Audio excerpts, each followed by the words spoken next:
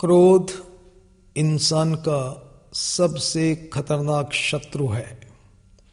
क्रोध से अनेक प्रकार के असाध्य रोग शरीर में पैदा हो जाते हैं। मैं आपसे निवेदन कर रहा हूं, क्रोध को एक पल में मिटाने का मूल उपाय। विचार कीजिए, क्रोध कब आता है? इसका एकदम सही उत्तर है गलत बात को सोचने से। कौन सी गलत बात को सोचने से क्रोध आता है? इसका उत्तर है, मुझे मेरे अमुक अमुक परिवारजन ने, मित्र ने, रिश्तेदार ने अथवा किसी व्यक्ति ने बहुत बड़ा नुकसान किया, बहुत बड़ा दुख दिया। क्रोध कैसे मिटता है? इसका उत्तर है सही बात को सोचने से। कौन सी सही बात को सोचने से क्रोध मिटता है? ध्यान से सुनिएगा। इसका उत्तर है, मुझे आज तक किसी भी परिवारजन, व्यक्ति, संबंधी, मित्र आदि ने न तो किसी प्रकार का नुकसान किया और न मुझे किसी प्रकार का दुख दिया। विचार करें, क्या आप अपने जीवन में नुकसान या दुख चाहते हैं? उत्तर मिलेगा नहीं। आप नुकसान चाहते नहीं, दुख चाहते नहीं, फिर भी आपके जीवन में नुकसान हो जाता है, दुख आ जाता है। यह आपके जीवन का अपना अनुभव है। न चाहने पर भी आपके जीवन में दुख आ जाता है। इसका मतलब ये हुआ कि नुकसान के होने में और दुख के आने में आपका कोई वश नहीं चलता।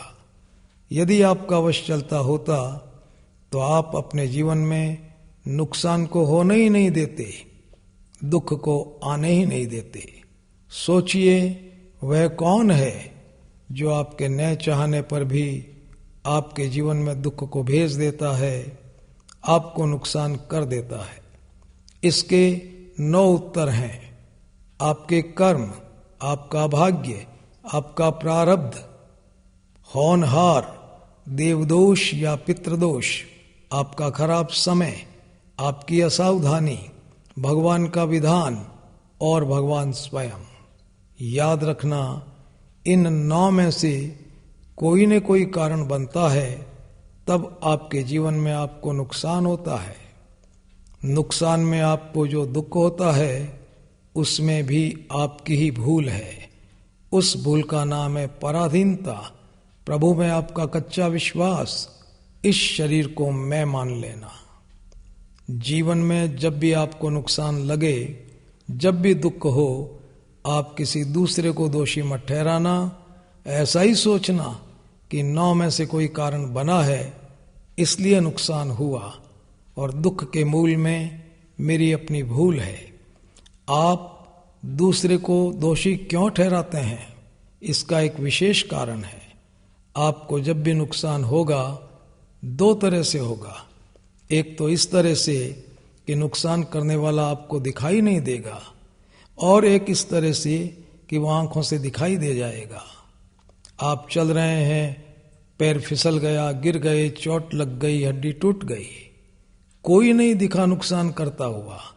अपने आप नुकसान होने पर, न दिखने पर आपको कभी क्रोध आता ही नहीं। जब आपको आंखों से कोई व्यक्ति दिखाई दे जाए नुकसान करता हुआ, उस समय आप यही सोच लेना कि यह नुकसान 9 में से किसी एक कारण से हुआ। आपके पास भगवान ने देखने के 3 यंत्र दिए हैं, आंखें, बुद्धि और विवेक। आंखें देखने का सबसे कमजोर यंत्र है। रात की सब्जी है, आंखों से सब्जी ही दिखाई देगी सवेरे। यदि आप आंख पे भरोसा करके उस सब्जी का उपयोग करेंगे, आपको नुकसान हो सकता है। उस समय आप बुद्धि का उपयोग करेंगे, बुद्धि से देखेंगे। बुद्धि आपको ये बताएगी कि यह सब्जी खाने लायक नहीं है। बुद्धि पर भी आप पूरा भरोसा न करें। चोरी करने के रास्ते बुद्धि ही बताती है।